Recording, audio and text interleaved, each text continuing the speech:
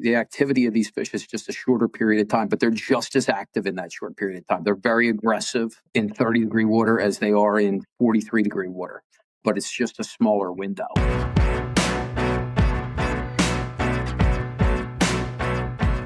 Hello and welcome back to the Fat Dad Fishing Show. I'm your regular host, Rich Natoli, and tonight's going to be one of those episodes where we do the Q&A. We get a lot of questions that come in during episodes, after episodes. I get a lot of texts, emails, comments, and we want to try to pull together some of these answers, but I can't do it myself, so I reached out to an all-star crew of people to come on. So we're going to have on tonight George Bucci. We're going to have Paul, Mr. Great Bay Outfitters on, and Philly Girl Fishing, Kristen on. And I think we've got it pretty well covered there. We've got the surf, we've got the boats, we've got the head boats and the charters, and we've got the kayaks covered, and pretty much every species. And I'm sure Paul's going to hope that somebody asks questions about sheep's head. I won't, but he might. He wants it. So we're going to roll into that pretty quick. I'm going to go through the sponsors real quick, and we're going to start off with Paul and Great Bay Outfitters. If you're not aware, they are the primary sponsor of this podcast and live stream. So thank you, Paul, for that. Radio Road in Tuckerton, my home shop for kayak fishing and outfitting my kayak. And when I get down that way, whether I need something or not, I tend to buy it. I can't tell you how many extra rod holders I have that I really don't need because I don't carry as many rod holders as I have. But if for some reason they break off, I've got extras. But Paul is carrying Native. He's carrying Old Town. He's got the Crescent. We've got to ask him about that when he comes on. He's got the new line now in the shop, which is pretty exciting, especially for those that like the really tricked out kayaks. Radio Road, Tuckerton, New Jersey, if you need anything kayak related, including if you want to buy a used kayak. People sell them through Paul. So he's selling used kayaks all the time. You can pick up various brands that are not necessarily the brands that he carries brand new. Then we have Quad State Tune with Kevin Driscoll is your guy if you have a Toyota truck, Tacoma Tundra, 4Runner, some versions of the Lexus. If you need a tune for your engine, you get more torque, horsepower, and better shifting on the highways. So you're going to get, not only you're going to be able to tow that boat a lot easier, but you're going to get more performance out of those engines, which, admit it or not, you got to admit it, Toyotas have great engines in them. I know people say, no, it's American. Well, look at Toyota because Toyotas are great trucks. And then real estate for me, Southeastern Pennsylvania. You can reach out to me at 267-270-1145. Don't do it during the show. I won't answer. It's on silent. I remembered this time. But yeah, residential real estate in Southeastern Pennsylvania, I can help you out. And all that said, I'm going to start bringing people on, and we're going to roll into this pretty quickly. So if you have questions, any question, you can ask any question you want. Doesn't mean we're going to answer it. And I'm saying that to my brother mainly because it's probably going to be inappropriate stuff being thrown in that chat. And I see my nephew in there as well. So we'll see about that. But everyone, thanks for joining in the chat. And I'm going to bring on first George Bucci. George, good to see you. Going on, Rich. I'm excited for that. I love these episodes. So let's hit your expertise. Century fishing dude here, but surf and boat, striped bass king of this episode. I mean, that's what I do. I like to chase. I chase the bass. Yeah. And then we have your opposite coming on right now. We have Paul at Great Bay Outfitters who calls the striped bass the striped carp. Anything kayak related, sheep's head, tog. You're gonna have Paul. You're gonna fish for anything really, but you really love the sheep's head. Oh, I do love sheep's head. Sheep's head and tog is probably 80% of what I do. Yeah. Okay. And kayak, anything kayak fishing. And then we have Kristen from Philly Girl Fishing on. Kristen, it's been a while since you've been on this. Long time. Yeah. It's great to see you. Kristen is one of the better people that I have fished with on the charter boats, and her claim to fame has been brought up when she's not on by several people is that she will somehow steal your spot on the boat and you won't even notice it because she's so damn polite about it. I just come over, I sing, Just make a joyful noise, just have a good time. Yeah, you just come over, you say hi, how's it going, and you don't even notice the rod in her hand, and next thing you know, she's fishing your spot, and you're on the other side. So yeah, it'll happen, and then she'll pull up the fish when you were skunked for the last 25 minutes. So yeah, so everyone, thanks for coming on. I'm looking forward to this. I think it's going to be fun. And before we get started, Paul, you want to just real quick mention the new line of boats that you have in? Sure. So pretty exciting. Crestcraft kayaks, great boats. They've been traditionally paddle boats. There were no dealers in New Jersey, believe it or not. So I jumped on the opportunity. The really cool thing about Kristen Kayaks is they have a new line. It's a micro skiff. So you can hang a 6 horsepower gas outboard that will, man, she's going to zoom. They're clocking like 18 to 20 miles an hour with 6 horsepower to hot tube. And there's another variation of that micro skiff that accepts electric motors like a Newport NK300. I've kind of transitioned from, I lived in Raritan Bay for a long, long time, kind of enjoying the backwaters now. I think that micro skiff is going to do really, really well around here. It's got a 6-inch draft, and she's got actually a pretty sharp entry. So it's a legit boat. It's not like, some crap out of China. Kristen is a U.S.-based company, and they're all manufactured here. So I'm extremely excited about it. It's just this new evolution of kayaks. Motorization is a real trend in kayaking, and I'm embracing it. It's pretty cool. Yeah, I'm looking forward to seeing that out on the water. I'm definitely getting to the point in my life where love kayak fishing, but it'd be nice to have a micro skiff, something like that, because I just don't have it in me to put in 20 miles on the water every day like I used to. Yeah. So, all right, let's jump in. We have a bunch of questions actually in the chat already, but there's one that is in the chat and also one that I got through text today, actually, from somebody who was on social media and noticed something. And George, you're going to have to put a story behind this because this is specifically for you, the surf guy. And there's a reason this question was asked.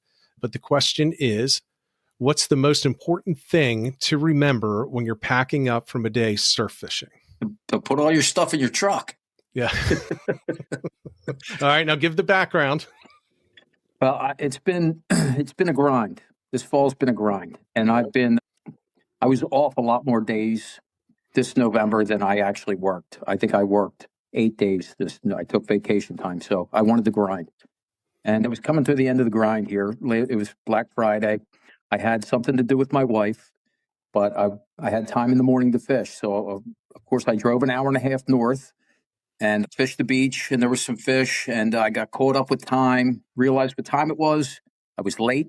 I was going to be late. My wife was going to be angry. I ran to my truck, and I did something that I don't ever do. I laid my rod against my truck on the passenger side, which I never do. And then I went around to the driver's side and took my belt off, took my dry top off, took my waders off, threw them in my truck.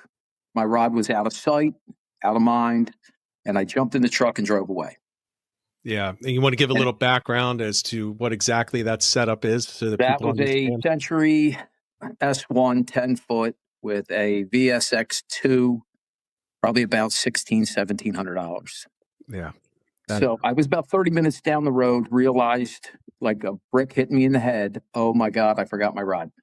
I called a buddy who was still on the beach. He ran up to my parking spot. There was about 30 guys there. I would say 20 of them would not have returned that rod. And he said it was gone. So I pretty much blasted it on the internet and hoped for the best. And then today, when I had written it all off, I got a message from a woman who said, I think my husband has your rod. And she gave me the number, and I called him, and he said, boy, you are one lucky guy. He goes, I should have some good mojo now. So I said, you're going to get all the good karma coming, and then some. So I'll pick it up on Thursday. It's been a painful 3 days, man. I was just disappointed in myself, Right. Well, good job not blaming your wife. Yeah. No, nobody to blame but myself. But the moral of the story, the best thing to do is to do the same thing every time, right? Yeah, and I mean, and I've even gotten into the habit of even after I think I have everything packed, I walk around the truck because I can't tell you how many times I've laid things up on the side of my truck on the bed, like my phone, maybe a couple other things, and just laid them there, and then threw all my stuff in the truck and then jumped in. I mean, I left my phone one time and drove miles down the road, and I went back and it was in the middle of an intersection, and I don't know how it didn't get run over, but it didn't. Yeah, I've done it. I've personally done it with GoPros and other cameras similar to GoPros. I call them GoPros, but they weren't. But yeah, I did it down at OBX, and if you know down there, you can drive for 3 hours and still be on the island. And I'm about 45 minutes. I was like, oh my god, I left him in the bed, and I went back, and the bed's empty. Yeah. So luckily, it's just one straight road. So I just kept going back looking for these little tiny cameras, and it was one camera. I found it on the side of the road. I was lucky. It had a broken lens, but the lenses are only like $5, $10. Perfect. So yeah, thank God. Yeah. Yeah. All right. So there's the first one. Yeah, I do think one of the most important, and I'm going to extend this. So your point is do the same thing every time. Make it a process so that you automatically go through it. You've went off of that because you were late. Yeah. Yeah. And I also think, just to extend it, that's what I learned kayak fishing and driving up to 2 or 3 hours away. I can't tell you how well you guys have seen it online, especially if you're in any kayak groups. Oh, I drove 2 hours and I left my drive at home. The one thing that I did is I drove down to Cape May County and I left my PFD behind. And most people would just go fishing without it. I will not. So I had to end up buying a brand new PFD before I went out. So I had to wait for a shop to open that had one that fit. So yeah. So preparation and routine, I think are big ones. Definitely. All right. So this next one, Paul, this is actually in the chat. I'm going to put it up there. And guys, we're going to start with Paul. Anybody that wants to jump in can jump in. Let me find this here. Wow, we're getting a lot of questions in here. All right. Justin from Downingtown here, a neighbor of mine. What's the best way to get started with kayaking for someone who has never done it? That's a great question. That's a silly question. You come into Great Bay Outfitters. What are you talking about? No, this is the best way. Honestly, you don't want to start with a big box store. You need to go into a dealer who is independent, who has experience in kayak fishing, because these boats are getting more and more expensive. And the last thing you want to do is spend several $1,000s on a boat that doesn't fit your needs or doesn't fit your fishing or the waters that you fish. Perfect example, I had a customer come in here over the weekend thinking he was going to walk out with a PDL 120, and he ended up walking out with a big water. Because of where he intended to fish. So demoing a boat is very important. We're all built differently. These kayaks are like tools, and they're meant for a specific job. So if you're fishing out front, if you're fishing open water, maybe a tri-hull design is better for you. If you're primarily a lake, pond, river fisherman, maybe a tunnel boat is better for you. Length has a lot to do with it. So I think it's really important to first, determine your budget. What can you afford? Don't do this fake it till you make it stuff. Like if you can afford $2,000, you can afford $2,000. Demo boat. There aren't very many dealers that have waterfront properties. I'm very fortunate to have one that we have docks in the back. So I can put 2, 3, 4 boats and then you can try them yourself. But I think those are the most important things is establish a reasonable budget, figure out where you're going to be, where you intend to fish the boat or use the boat and try it out. I'm 6'1", 190 pounds. That boat's going to behave differently for somebody who's, 270 pounds. It's important to try them out. Yeah. I actually almost bought a Hobie without trying it. I figured I'll just get a PA. And I was fortunate that I ran across this was before Great Bay Outfitters existed. And I'm out near the water and the guy says, hey, I said, I'm thinking about buying it. He says, hey, jump on it and try it. I hated it. It immediately hurt my knees. And it's not that there's anything wrong with it. It's just, it didn't work with my knees. That flutter kick, that push instead of the cycle motion. So that would have been about a $4,000 mistake right there.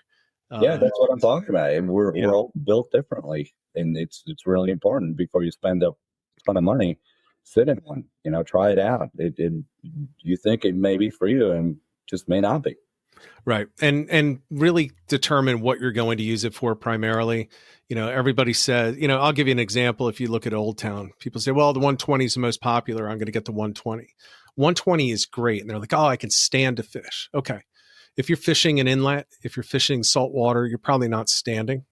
You've got too many currents, and you should really learn a little bit about stability of these kayaks, because people always say you can't tip it. There isn't a true kayak that's been made that I can't tip in about 3 seconds. And there are different types of stability. There's primary stability. That's you're not moving and you can stand. And then there's secondary. And secondary is you're moving and it's more stable if it has better secondary. And you look at the big water versus the 120. The 120 is outstanding primary, not as great secondary, and it's the opposite for the big water, which is why I have a big water, because I fish heavy currents and I do run inlets, and I want to have something that's going to be more stable when that heavy flow of water is coming through, especially, even around bridges and everything. Mine gets more stable, whereas some get less stable when that water's flowing over that hull. All right. That's a good answer, Paul. I do agree. Get out there on the water and try it, because otherwise you really could make a very big mistake. And it's not like back in the day where you can buy it for, two grand and sell it for 2,200 a week later. No, those things are over. COVID is over, and these boats are getting more and more expensive. I'm outfitting an XDR right now that's running about $15,000. Yeah. How much? $15,000. Good Lord. Okay. I'm not getting that. I'm not even exaggerating. Inflation, huh? Oh my God. I am not getting that at all. All right. So so Kristen, here's one. We'll start with you on this. I think the other guys might have something to say on this as well, but I want to start with you on this one. And this came up on a phone call that I had earlier today with somebody. I'm not going to mention names, but actually might be in the chat right now. The question is, if the tog aren't biting right now at this time of the year, what else can you fish for when you're out front? So you're not in the backwaters, but you're out front. What would you do if you knew you're on a tog trip and you're just not going to catch anything? And you had all the gear in the world? Is there anything you can do? It kind of depends on the boat. And I say that because every boat has their different kind of wrecks that they tend to frequent. So, certain boats there'll be porgies around. So I'm thinking I would say Jamaica 2 is my regular boat, even though I'm on 50,000 boats and up and down the East Coast and stuff. Like, if that would be my regular charter boat, that would be it, right? So most of the time, we're going to go to a spot that has some porgies. So, the folks that don't like togging, they can still catch porgies on the crab, or, we'll have other bait or whatever, some clam or whatever. I like slow pitch jigs. So for me, I almost always have at least 2 little slow pitch jigs in my bag and throw it down and see what I can catch. So depending on the time of year, again, later on in the year on J2, I'm thinking of a lot of times it's cod and tog. So again, I have a slow pitch jig just in case I'm that bored. Let me just dangle the jig, and I have caught, not keepers though, but I have caught some like 14-inch tog on a slow pitch jig, believe it or not. So it can happen. Mm-hmm. Yeah, that was crazy. All right. Sounds like a challenge for this weekend for our upcoming trip. All right. I'll be there. So let's try it. Try it. All right. So you're saying porgies, George. Yeah. When you're out front at this time of year and you're not going after the striped bass, you're going for tog. What would you be looking at as a secondary target? Well, maybe it could be striped bass. It is going to be striped bass. Yeah. I mean, if I'm on a charter, and as long as we're inside of 3 miles, if I'm on a charter, I'm bringing a rod for casting just in case, or jigging just in case, because it's happened, many times off Atlantic City, especially this time of year. Atlantic City, even Cape May. A buddy and I, we went out to go togging out of Cape May, and I brought a striper rod. We got out there, and there was herring on the surface right off the Cape May Reef. Yeah. And he said, all right, drop the anchor. And I said, I'm not dropping the anchor until I put a bass in this boat. And so he ran me over there, and they were all 30, 40-pound bass. And we played with them for about an hour, and then the boats covered it up and put them down. And then we went back to togging, and I dropped the anchors for them. There you go. There you go. All right, Paul, what are you fishing for as your secondary? Kind of the same thing. Tog, sea bass, striped bass. Just, you got to be careful. George mentioned the 3 mile line. I almost made an error 2 years ago when I moved down here, started fishing. I'm in Southern Ocean County now. I ran into just acres of striped bass, and I happened to get a slot, and I'm like, all right, well, cool. And I put it in my boat, and like 2 minutes later, I'm like, holy crap, I'm going out to a piece that's 6 miles out. I can't bring this bass with me. So it didn't click. So just be conscious of that. Right. Like you may catch it inside of the 3 mile line, but if you bring that fish past the 3 mile line, you're going to have a lot of explaining to do. You're done. Yeah. Yeah, we had one of the. I'm going to say striped bass is a big one. The conversation today, it was sea bass was the one that he's going to bring extra gear for this trip on Sunday. Thinking, if the tog aren't biting, that's what he's going to go after. Striped bass is a good one. I have a feeling we're going to start inside the 3 mile. I wouldn't keep a striped bass personally, but it's something to go after. But I'll tell you, on Fishmonger a couple of years ago, one of the best trips I ever had, it was a tog trip, and the striped bass would not stop.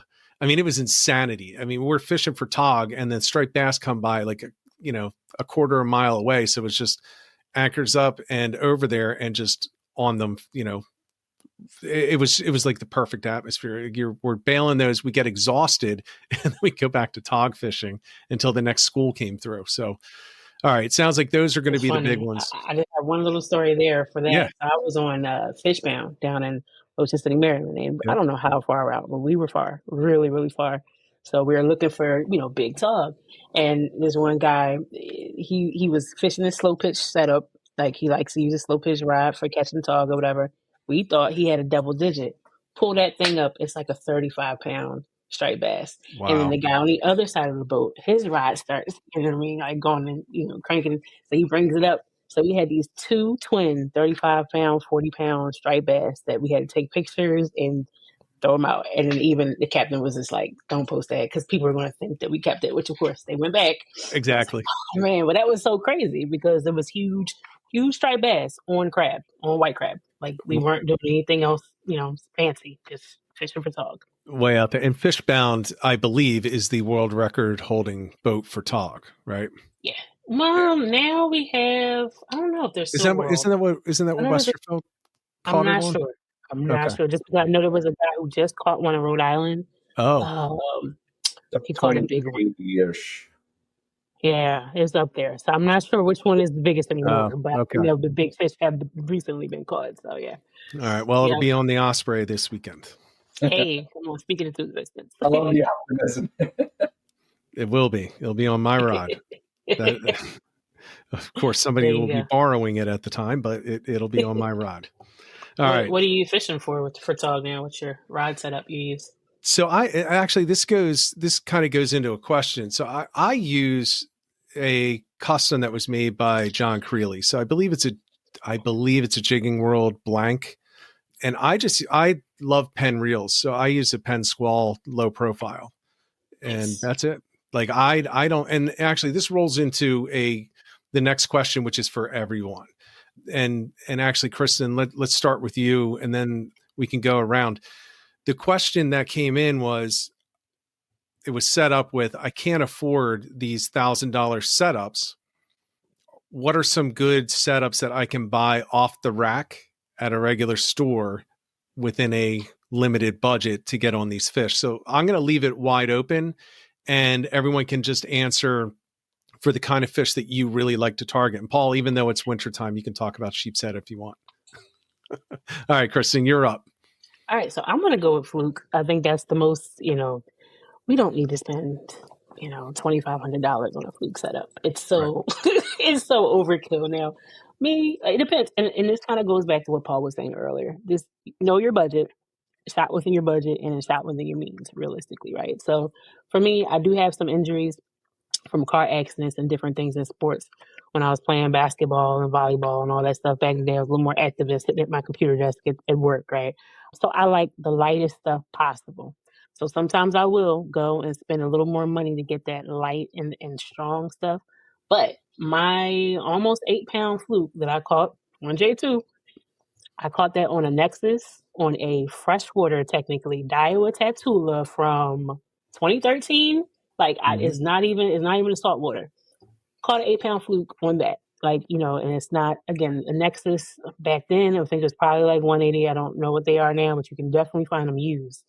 I honestly think you can get away with a solid fluke setup for like, if you spend, let's say, 150 on the ride, and you could probably even go cheaper than that, but somewhere between 100 and 150 on a ride, Yep. and then 100 for like a size 100 bait caster reel is what I prefer to use, just because I like to be able to kind of clip. Where's my camera? Here we go.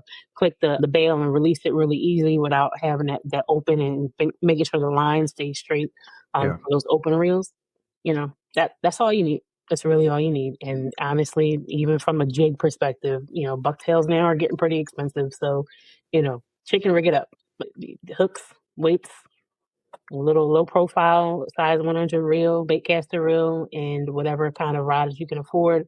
Those fish are pretty aggressive as long as you can feel that jig or the weights or whatever you are that is balanced for the amount of weight that you're using.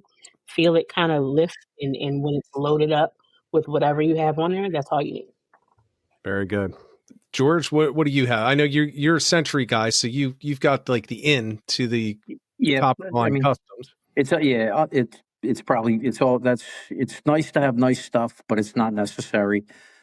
Some of these rods that are coming out now, Tsunami makes great rods. They're very affordable. Reel wise, there's nothing wrong with reel that's not waterproof. If you decided that you were going to be in the water with the reel, you can get old pen reels. You can take them apart and pack them with grease. That virtually makes them waterproof. That's all guys did before the Van Stalls, before the Z Basses, before the Visters, all that, Z Bass. They would just pack their pen reels with grease. And that still holds true today. You can still do the same thing. The rods they're making today are ridiculous. I mean, even I felt some of these new Tsunami rods, and they feel fantastic. A matter of fact, this kid that I know called me today, and he was asking me about. He said, "I'd like to get a rod, but I can't afford a rod." I said, go look at the Tsunami Elites, the Airwave Elites. They're fantastic and they're affordable. Yeah, airwaves are definitely good. Yeah, definitely. Paul, what's your thought? I really agree with George. I can't tell you how many fish I've caught on the Tsunami Classic. It's probably like a $70 rod. It's very versatile. I too use Nexus a lot. I like Jigging World products, but man, it's just such a simple and inexpensive rod, but it performs so well. And I've caught, from sheepshead to sea bass to striped bass, and if you don't have a huge budget, yeah, I completely agree with George. Go check out the selection of the new Tsunami rods, because I think you'll be surprised. Yeah. Okay. And I'll just throw in, if you want to go super cheap like I do, when you're on a kayak, you have limited room, so I tend to use multi-functional rods. One of my favorites is a TFO Pro 7'6", medium heavy, and I have a $80 Pen Fierce on there. I catch fluke with that. I catch sheep's head with that. I catch tog with that. I catch bluefish with that, and I've caught a over 50-inch striped bass with that, all with 15-pound braid and whatever leader, depending on what I'm doing. So you can go. Now, it's not perfect for any of those.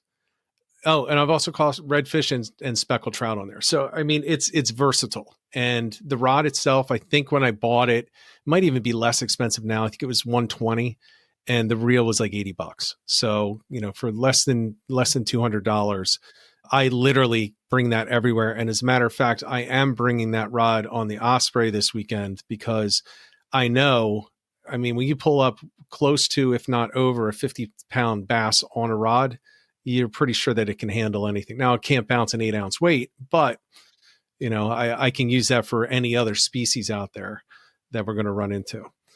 All right. So thank you. Those are some good answers. We got a question in here. Heaven and Elle has a question in here. I'm going to save hers for later though. So Elle, don't go away. I'm going to bring it up. Let's see. We have, this question came in. Is there any advice that anyone, okay, this is for anybody. Kristen, let's start with you. People that haven't been on head boats or charter boats, but want to start fishing later in the season, what advice do you have for first timers before they book their first trip or going on their first trip? When you say later in the season, we're talking, fall, winter Fall. time. Okay. Fall. Yep. And they've never done party boats before. Right. That's what we were saying. I would say, again, I think the bottom fishing is like the easiest thing to do. I always tell people for first timers, like for example, so I play music at church, and people see my posts of fishing. They're like, oh man, you gotta take me fishing. So my first question is, how good are you with motion sickness? Number one, Yep. do we need to go fish a pier, or are we going to be on a boat? But then besides that, it's a matter of, the easiest thing to me is going to be sea bass and porgies. You put clam on a hook and wait until you feel it tug and then start reeling up. That's kind of the easiest way that I can teach them. I did take a couple of beginners out in fluking, and it was tough. She managed to catch a short, but she was so excited. Like, that was such a fun day for her. Like, she picked up on it. But for a lot of people, I think those can be a little bit more challenging. So I would say definitely don't be afraid to ask the captain. You can message them on Facebook nowadays. Some people, you want to call them, either way, and kind of ask, hey, I'm new, what should I bring?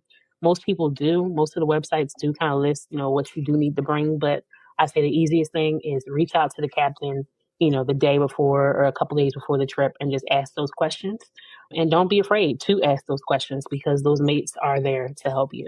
They'll teach you about how to put the bait on the hook and, what kind of stuff that you use. But definitely that would be my suggestion. Go in October when sea bass is open, and you should have pretty good action to start with. Okay. Very good. Anyone else have something you want to throw on there?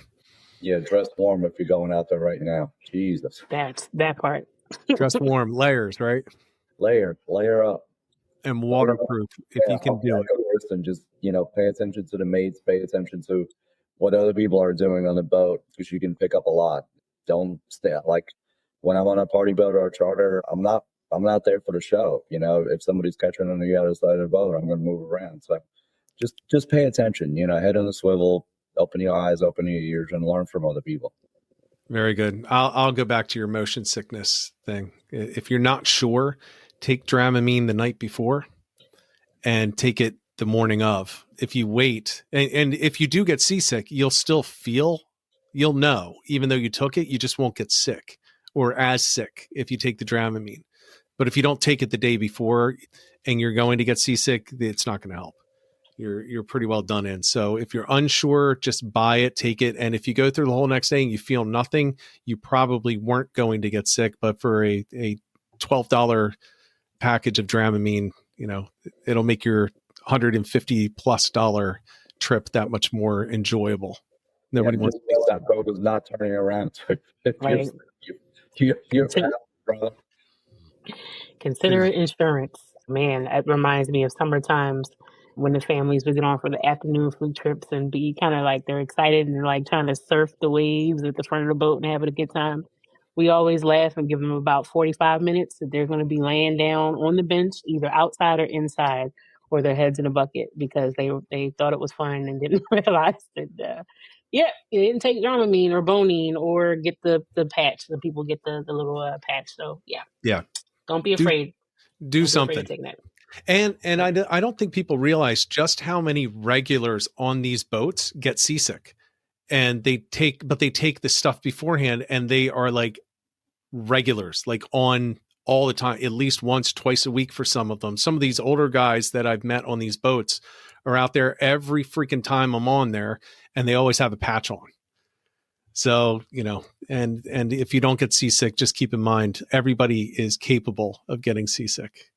Even if you don't. I've never been seasick, but I am certainly capable of it. And if it happens, it's going to happen. So yeah, keep that in mind. George, do you have anything you want to add on that, or are you good? I mean, I'm not much of a togger. I'll do it once in a while, but I try to tell people to have some patience. Have a little bit of patience and learn how that bite feels. I mean, I took a guy out who never did it before, and there were 6 of us on the boat, chartered boat. He got the first rod and he dropped it down and he got bit instantly, and he just was jerking and jerking and jerking. And I said that poor Todd probably has a stiff neck now watching that bait going up and down so fast. So once he learned to have a little patience, we started putting fish in the boat. Yeah. All right. And here's one that I'll throw in there. KCD. Don't bring bananas on the boat. Just don't do it. Yeah. And that's actually one that'll annoy people if you do it. Some people will actually get annoyed if you do it because apparently it's true that you can't have bananas on a boat. I don't personally believe it, but there are people that get really upset when they spend all that money and you brought bananas. They think it curses the boat. So that's a good point. Oh, all right. Definitely bringing in money out for next week. You're not going to, or you are? I am. You are. It won't bother me. I think Scotty's bringing. How many bunches are you bringing? Feed the whole boat. I'm down with the banana. Get the economy size. There you go. Little tiny guys.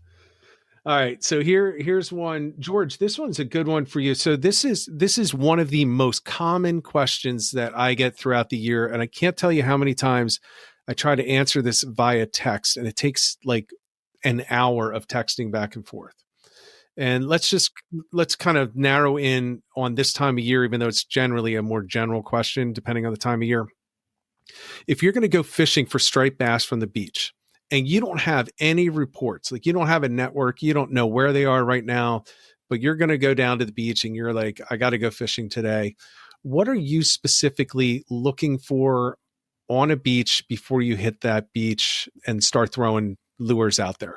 I'm looking for birds. I'm looking for bait. If it's a sunny day, finding the bunker will be easy. If there's just birds picking in the wash, it's probably going to be sand eels. So you're going to know what kind of bait you're going to be throwing. If it's sand eels, you can throw metal. You can throw skinny profiles if it's bunker. And generally, I'll pick an area, and that area could be 10 miles. That could be 20 miles. Or sometimes it could be even, up to 40 miles of an area that I'm going to work. And maybe I'll start to the north and work my way south, or maybe I'll start south and work my way north.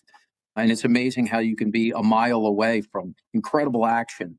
And if you're not moving constantly, looking for that bait to see where these fish are pushing the bait in, that, it could be literally next to you. But if it's around like sort of a bend on the coastline, you're not going to know it unless you keep moving until you actually find some action.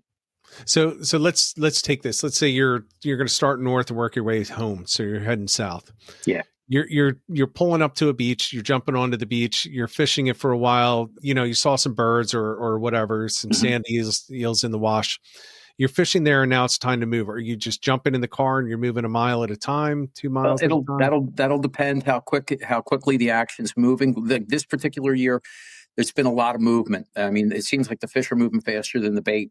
So, a lot of times if I see it setting up, if I see them actively pushing bunker in, I may set up 2 blocks south of that and just be patient and let it come to me. And then there's other times where I'll jump right into it if maybe they haven't pinned on a jetty or pinned in on a bar, right. And I'll jump right into it because those fish may not actually move for a little bit of time. So there's been a lot of that this year where the fish seem to come in and out.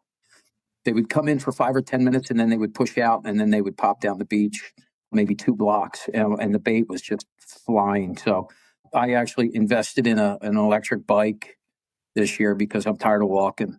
I'm just going to ride the electric bike down the beach with the fish now. That's a great idea. Yeah. By the way, Paul sells electric bikes. Oh my God. I think that's so cool. I have like a fat tire e-bike. Yeah. A yak attack crate on it with rod holders. I mean, I tricked it out. And the thing handles sand so well. I was surprised. They do. I was really surprised. Yeah, I got a couple buddies that, it's tough to compete with that when, all of a sudden you see 3 blocks away, you see the fish push in and I go, all right, let me get my old ass down there. And my buddies hop on their electric bikes and go zipping down there and they have 2 or 3 fish before I even get there. Yeah, you're out of breath. Yeah, there was many days where I walked 5-10 miles this year. Yeah, that I can't do that. I'm out on that one. I'm jumping on the back of your bike. I'm jumping in that yak attack box, and Rich is going to be on the handlebars. Yeah. I'm sitting on the handlebars. I'm behind George, just holding his waist. Yeah. Slow down, George. Pull one of those little kiddie things that they attach to the back of the bike and just sit in Oh, that. yeah. Put me in a little trailer. I'm Yeah, in. little Kristen, you trailer. in? We'll get in the I trailers. mean, We'll let Paul and George I think drive a it. trailer is more fitting. Yeah. All right. So what do you do if you don't see anything and you're just like, you don't see anything anywhere? Do you still go down and check troughs or anything like that? Or you Yeah, I just, mean, you can work back and forth. It's the kind of thing where, especially in the fall, where it may not happen till noon. So sometimes I may just, if I think that there's going to be an area, maybe there was fish the day before, and I'll go maybe a mile south of where they were the day before and just be patient. You got to have some patience. And like, we've talked about before, there's the surf cameras are up and down the whole coast now. So while I'm sitting there watching the water, I'm watching to see what the boats are doing, because the boats will be a dead giveaway, especially the party boats. They'll get on it, and if you get a couple boats together, it attracts more boats, yeah. and then you'll have an idea of maybe where the fish are and if they're going to be able to push some bait in or not. These boats they got the best electronics, so they're not stopping just to drop some lines. They're stopping because they're marking fish. Right. Well, for striped bass. Yeah, For for sure. fluke, they're just stopping because the guy next to him stopped. Yeah, Yeah. All right. Here's a follow-up question that in the chat. Do you still find success on the pencils when those fish are on sand eels? Yes, I do. Yeah, because a lot of times they push the sand eels to the surface.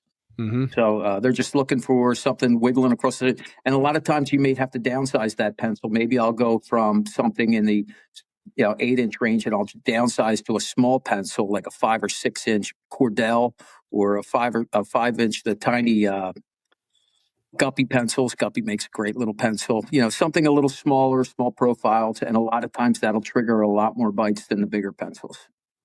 What are you throwing first for sand eels? For sand eels, I don't like to throw the Ava jigs. I will throw Ava jigs, but SP minnows, long skinny profile things, anything that's got a long skinny profile. I prefer to get everything I can on top water. I just love a top water strike, so I'll throw pencils to the point of fault. And while everybody's catching fish, I'm going to try to get that one pencil strike. Okay, very good, very good. Let's see. Let me find the next question here. Paul, this one's probably a good one for you. What's the best source for finding kayak launch points? The question was actually for New York, but let's just say in general, what are some sources that you use to find kayak launch points? So I do a lot of scouting, like in Virginia, for example. I knew nothing about it. I went down to Cape Charles. I opened up Google Maps and I just scoured every inch of that coastline. And you don't need much to launch a kayak. So, Google Earth, Google Maps are definitely your friend. It's not difficult. I'll identify areas of interest and then I'll drive there physically, just like when I moved to Lauderdale Harbor. I knew nothing about this. And I was able to find, probably a dozen good spots to put in just from Google Maps. There is a Go Paddling, I think, app. I don't find it like great. No, it's not. It's very like generic, and I don't really trust other people's. It's kind of like when people share their fishing spots on Navionics. A lot of it is just wrong. I don't really trust that. So you have to put your time in. This is the time to do this. Like over the winter, I spend a ton of time trying to find new spots to put in, trying to scout for pieces where I can tog. So that's how I kill a lot of my winter, is just poring over computer screens and Google Maps and avionics. Yeah, I got to say it's Google Maps for me. The Go Paddling app, it'll stick you places where you can't park and you'll get towed, like Brigantine, for example. You can't even get to this spot anymore, but there's a spot on there in Brigantine, New Jersey, where it says that you can launch. You'll actually get towed if you launch there. The casino. Really, really important to follow up physically. Go there, scout the spot. Yeah, just be careful about where you're going. I do say this: be very careful where you launch, and assuming that it's a good spot just because you can get the kayak to the water. There are spots, and I'll bring a very specific one where you can launch. It is very well known. I'm not blowing up a kayak launch. It's down at Hereford Inlet, the bridge right there. and you can launch right at the base of the bridge. But what you need to know is that if it's at low tide, you are one step into 40 feet of water. It is a sheer cliff into 40 feet of water. So there are times where you don't want to go there because you can't get out without kind of diving onto the sod bank. And there's certain winds that you don't want to be there because it gets really dangerous. You know, when you step off onto that sod, it can break.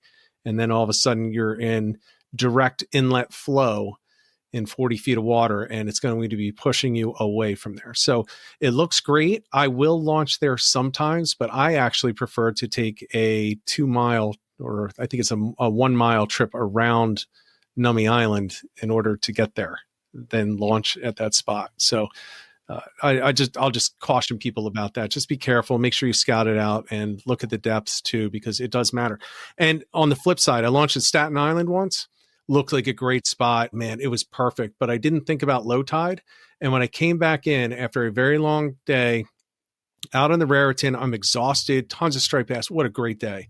And it was low tide, getting lower, and it ended up being like a 1/4 mile pull of the kayak, but it wasn't just like, it wasn't sand, it was mud and boulders.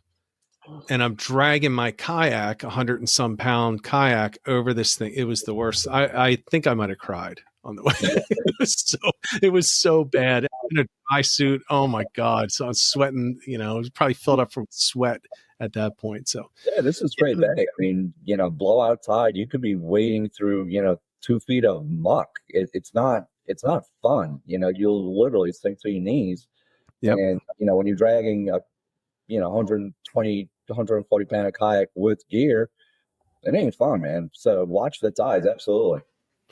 Yeah. It can be brutal. It can be brutal. And especially when it's mud, and the mud, that stink won't get off you, at least not very quickly.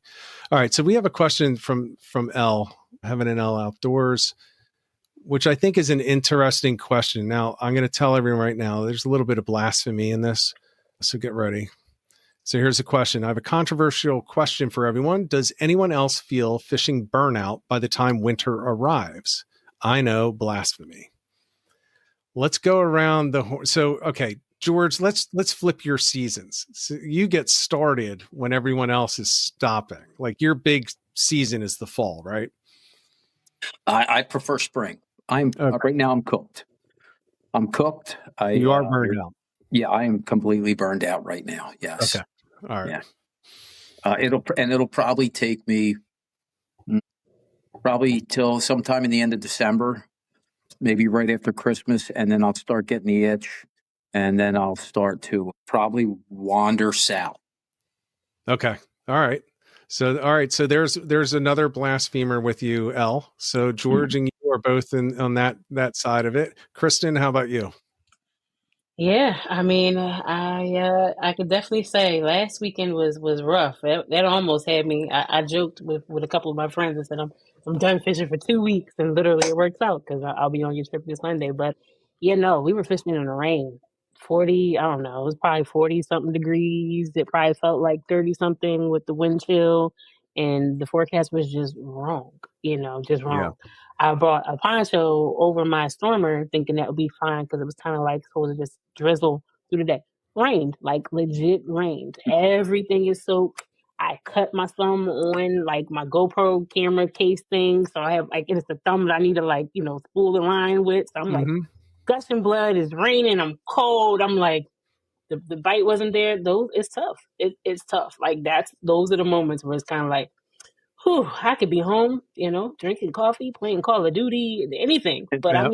I'm here. So I'd say, hey, and then when it does happen though, take a break. And, that is something I will definitely do, and go try some of my other hobbies for a little bit, and kind of similar to what George was saying, then come back, once you get that itch, you just come back to it, go back to some warmer places. That's usually when I start to migrate down to Maryland and Virginia for some tog. It's a little bit warmer, just slightly, marginally. You won't see me up north at all. And, try your luck down there. All right. So you're on a 2-week hiatus. George, you're just coming off a 21-day bender. So we get it. Yeah. We get it. Paul, how about you? You burn out at all? It kind of depends on how many charters I'm invited on. Sometimes you get into this stretch. Look, like you get invited on like Fishing Fever or Manga, you don't turn those trips down, right? So, you get out and you fish. But man, like I'm 54 years old, but damn, like I can't be at the rail for, entire day, multiple days a week. That's when I get burned out. And like, I love fishing with Jerry, but like you ain't going home until the box is full. So, you're out there. And that's what kills me. If I commit to too many charters in a short period of time, as much as I love fishing with those captains, it it kills me. I feel it. But I do like to fish year round. And a lot of guys bust my chops about the white perch. But, ever since I discovered white perch, like kayak fishing, this is what gets me to the winter, Yeah. And, I like white perch fishing now. And it gives me more content for my page through the winter because I can post some reports. It just kind of keeps me engaged. So yeah, I've lightened up on a charter business recently just because it kicks my butt. Yeah, I feel the same way. I mean, I did it fishing professionally as a coach for a couple of years, and it wasn't fun. With that said, I still want to fish year round. I don't want to take big breaks unless I have to, but I physically can't do the everyday anymore. I'm getting old. I just can't do it. Like George, if we were to go, if you said, Rich, we're going to meet and I'm going to show you what it's like to start fish with me for a day. Honestly, without exaggeration, I could probably physically keep up with you for about 45 minutes. And then I'd be like physically done. Like I'm done. I just can't do it. I just don't have the stamina to do it and everything. So I'm starting to feel it more. So to that point, I think we all agree. Yeah, everybody does get some burnout. I think all of us do. But it goes into another question that we had. Actually, the first one I got when I posted this, how do you know when we cross over from fishing as a fishing for fun into fishing as a chore? And I Yeah. think it goes with this. Like, I think we all get into that where you go because you think you have to. Oh, I did. It's every day. Yeah. Every day. It's almost like, I can't tell you how many times, I find myself, getting up at 1 o'clock in the morning and I'm driving up to the Raritan, or 12 o'clock. I get to bed at 8, 9 o'clock, and then I can get up at 12 o'clock for an alarm so I can catch a tide at 1:30 in the morning. Right. And, you're saying to yourself, what am I doing? And what am I doing? I'm standing in the middle of the Raritan Bay by myself at 2 o'clock in the morning, Yeah. and you question your sanity. And you wonder, is it really worth it? How many fish do I need to catch to feel satisfied? But then you get that first fish, and then and Then you forget it. and then it all comes rushing back while you're doing it. But then it does return when you get back in the truck and you're like, Sure. oh my God, I got a 2-hour drive back on 4 hours of sleep and I got work tomorrow. Yeah, I mean, and I'm 58 years old. I keep saying, this is going to be my last year doing it hard. This is my last year, but I've been saying that for about 6 or 7 years now. Yeah, we have records of you saying that on this show. Yeah. Kristen, what do you think? When does it pass? Yes, same. I mean, I think similar to kind of what Paul was saying, there were seasons where it was like everybody was inviting me on a charter. So it was like, okay, I got to take this. Is this captain? Is this captain? I was running up and down. Like, I think one year for my birthday, I literally drove and fished in 3 different states in 3 Wow. different days. Okay, so I got an invite up. I was off. It was for my birthday, so it was in the summertime. So I was off, drove to Rhode Island to go fish for fluke, then came back, fished. Well, now he's Monger, but with Captain Alex was on point, but Monger now. So fished with him the next day, and then had a tile fish trip the next day in Maryland. And each time in between, I stopped in my hometown and went to sleep and for like 2 hours and got back on the road. And by the time I got to the tile fish trip, we were fishing like, I don't know, 800 feet of water, which I Yeah. probably let out an additional 200 yards of line. So like 1,000 feet with like a 5-pound weight. I was so tired. I could barely had the energy to catch that tile fish that I did catch that day. So I do think that like when that burnout happens, it's because, I'm being team too much like I tend to do. We get excited when we feel, literally, we call it the drug of the tug, right? We get excited for it. So it's like, oh, I get a chance to go here. I can potentially catch this big fish. But at the end of the day, to me, that's more of a frequency problem versus just actually fishing being the problem. I But when think the dust too much the dust anxiety. settles from something like that, and Mhm. you recover, you look back on it though, and you say, "Boy, that was great." You know. Oh yeah, Right. I could tell the story now. I'm the youngest one of everybody, but I definitely feel the difference. 5 years later, when I first started doing this, and I was running up and down and fishing more from land and all of that, and trying to look for spots. So same thing, fishing on a metal boat all day. It hurts. It hurts your joints a little bit. So you gotta. It's just, to me, it's tempering it. Don't lose the love for it. You know what I mean? Take a break, come back, and then I'm sure it'll still be there. But it just might be that time where we're getting burnt out from doing too much. So Yeah, portion control. That's what I I've tried the exactly. whole fish smarter, not harder thing, and it just doesn't work for me. Well, so that's one of the things that actually brings up this question or this comment that you're turning fishing into a chore, is when we go into how to find spots and the things that you can do to make your day more productive. And people are like, I just want to hit the water and drop a line and catch a fish. So that's fine. That's different fishing than what we're typically talking about. And on this channel, look, we tend to focus on the how to more than anything. And it can seem like it's not just science. Like, I do go fishing and I don't have a plan. I just hit the water and I just fish for whatever I catch. I have an idea of where to go, but I didn't research it. But the first time that we ever had that comment, Mahalik was on. He's like, and this is how you set the hook, and this is what you're doing. And he went through very, very specifically. And the one guy was like, he's like, it's not fun. It doesn't sound fun. But there's a difference. Is if to Frank, that's not a chore. That's how he gets to his fun. But there's different ways to do it, I guess. Paul, you run into that? Yeah, I Yeah. mean, I think I've recognized that recently, like in the last couple of seasons. So I'm really trying to pick my. First of all, I'm being a lot more selective about the company that I fish with. I don't like people who yell, scream, get bent up. Like, I'm kind of with Mahalik. Like, he fishes with gentlemen.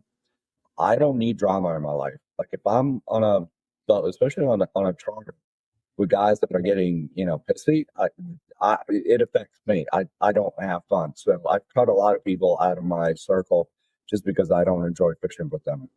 And I pick my days. The other day we went out, got the snot kicked out of us on a 20-foot boat, and 6-foot seas. I caught a double-digit tog, which was nice, but I hated life. Like, we're coming back in the following sea, and head on a swivel, because you got to pay more attention to the stern than the bow, because a 6-8 foot wave could swamp the motor. Like, this wasn't fun. Like, I don't belong out there. So I think I've recognized that I've caught enough fish.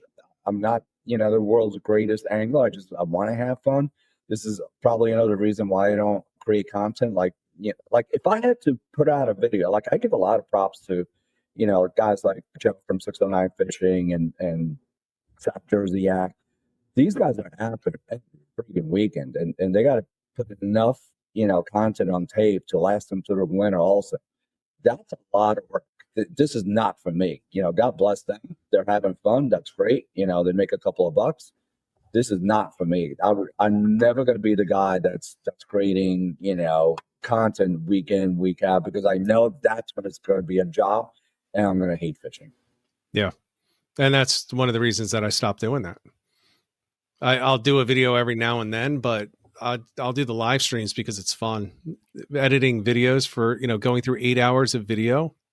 Kristen, you It's know a what lot of this work. is. Oh It is, boy, I'm still backed up from the summertime. it is So yeah, tough. It is tough. yeah. And then you get that extra stress. Got to put out a video, got to put out a video. I got to catch something, got to do something, which is why you see these lunatic YouTubers out there pretending that they caught sharks while floating out on, an inflatable unicorn. Everyone knows it's not true, but they do it because they just need something. I've caught this in the sewer. No, you didn't. You didn't catch that in the sewer, you idiot. But, you know, they need something, and it's easier to do that than it is to actually go out and catch fish. And yeah, it's not as much fun for me. Yeah, it kind of crossed that line. And to your point, Paul, you don't make a lot of money. You could have 20,000 subscribers. You're not making a lot of money on it at all. On a per hour basis, it's pennies. I love watching 609 fishing. You know, he's just such a good angler. You know, like I learned so much from him. I get to fish with Joe a few times a year. We did the tagging video for Rutgers. The guy's just amazing. I mean, I enjoy that episode. The day that we went out, that's probably by far my favorite day this summer. You know, it was a bunch of good guys. You know, we did a good thing for Rutgers. And it was just fun, you know, it was no pressure, you know, we did our thing. So I enjoy watching his content. He's just a really talented guy. Yeah, definitely. I got to get him back on. Not to mention he's part of my pro staff team. So that's true. I can't support him. That's true. That is true. Yeah, he's a good guy, very busy guy too, though. I mean, he does a lot more than just fishing. But that's why I love him. Like, he's a family guy. He's, you know, he works hard. He puts out good content. He's just a good dude. Yeah. All right. So we're at our hour. I have one question that I promised that I would get on. And this came in earlier. Actually, it came in about an hour ago. I don't know if you guys know the answer to this. Kristen, you might. Paul, you might. George, you don't care. So you're off the hook on this one. At what temperatures do tog basically start moving to deeper waters? Does anyone want to take that, or do you just want me to take that? I'm gonna let you take that. I can take a guess based off of when they start biting in New Jersey on the party boats, but I'm gonna let you take that first. Okay. I'll chime in for any other color. Okay, so mine's going to be. It's fact based, but I'm going to throw in my own personal observations as well, you know, just to kind of slant it a little bit, because look, I can tell you the exact degree and nobody knows the exact degree, but people act like they do. So basically when you're talking about tog at this time of the year, and the question I think came in because it's like, well, when do I have to stop fishing the backwaters? And when do I have to go out front? And then after I go out front, how long before I have to get out to 120 feet? You know, and get to the real deep stuff. So basically the way that tog move, you're basically going to have them comfortable and fishable in some quantity and some size in the backwaters until that water gets to around 56 to 53 degrees is kind of the range. And then they'll start to push out. Doesn't mean they leave. They'll start to push out. When you get to once you drop below 50, that's like a real trigger point for them. So you think 49, 48 degree temperatures in the water, they're pretty much pushing out. They're going out. And the reason is, it's not that they're going out for any reason except they're looking for more comfortable water. Because once they get, I think the number is 45 degrees. Maybe it's a little bit lower than that, maybe 44, 43 degrees. Once they get to that temperature, it becomes very uncomfortable for them. So you look at, optimal temperatures for fish. That just means when are they the most comfortable and feeding the most. And for tog, once you get below that 45 degrees, they're going to have issues with it and they're going to push deep. The reason that they push deep is because you get a more consistent water temperature and it will stay. There's a thermocline typically in the water when you get that deep. So they're going to get underneath that thermocline and they're going to hang there. You also see that in the winter for striped bass. So if there are striped bass in the backwaters and you're in a place where you're allowed to fish for them, look for an area that has a thermocline. They're going to be underneath that, sitting under there, but don't do it. No, you don't think so? No. During the day, they're not going to be sitting under the therm. All right, let's hear it. I've caught bass in 30-degree water. Breaking with artificials on sandbars in the backwater in January and February. But they sit under, they go under for the comfort of that more. Well, let me ask you this. Is it on a day where the air temperature is warmer than the water temperature? Not necessarily. No. No, I've seen, and I was kind of right with you for a while. until last year. Yeah. Really? So it all Yeah. changed? Okay. Yeah, it all changed for me. I mean, I think that what happens is I think they're, because we have a lot of holdover fish. We have a lot of holdover fish, and okay, whether or not we're allowed to fish for them, that's a whole different topic, okay, in the state of New Jersey. But you can go to Connecticut and fish the Housatonic River for holdovers, or you can go to Maryland and fish the catch and release season. And New Jersey shouldn't be any different. But I've literally seen artificials caught in 30-degree water that wasn't frozen. You had to break ice to get to the unfrozen water. And I think the feeds, they're just smaller. What they'll do is they'll feed for a shorter period of time. The activity of these fish is just a shorter period of time, but they're just as active in that short period of time. They're very aggressive in 30-degree water as they are in 43-degree water, but it's just a smaller window. All right. And I mean, if I got something, I'm getting distracted by the chat at the same time. if I threw numbers at, I mean, what I've seen as far as the amount of fish that hold over in New Jersey waters it's ridiculous. So, okay. And I'm probably going to take some heat for that, but no, not for me. Look, I think I've been pretty consistent in saying I don't know everything, and I am very happy to be corrected, especially when people see things different than what I see. Yeah.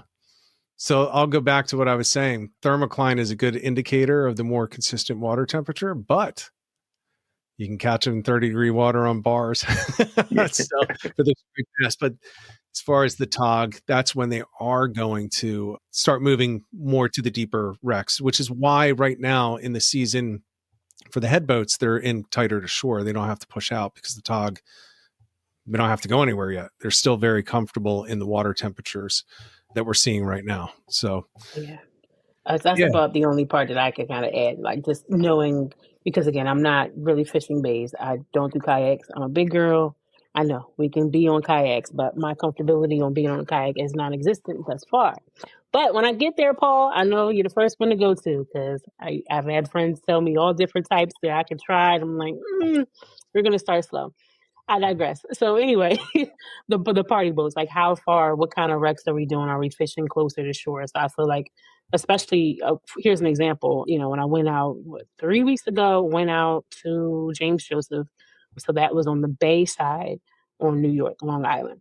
Yeah. I've never fished over there before. So I said, let's give it a shot. They had some good pictures up, but understanding that the temperature change for there, like when I got there, I was probably about 2 weeks too late for when it was starting to die down. And so the ocean side, and i.e. like where we are in Jersey, is where it's kind of starting to pick up. Obviously, our season opens. So I would say being on the party boats, knowing that it's usually a little tough, like right when it opens mid-November, we're fishing closer to the shore, small little wrecks and rocks and things like that are closer in. Once we start getting mid-December into like mid-ish January, and it depends on the season, that's when we're kind of going out to those deeper wrecks.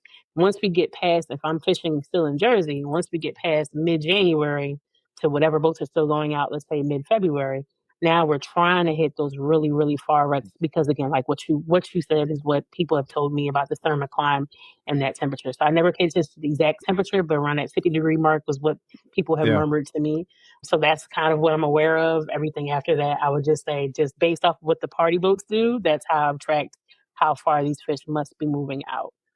Well, yeah, I mean, you see people that make their living doing something, it does add weight to it. And I'll put George in that category as well. It may not be his living, but he treats it like, I mean, when you work less days than you fish in a month, it's essentially his job. He knows where to find those fish. So George, I want to go back, and now we got to do a whole show on cold water fishing at some point.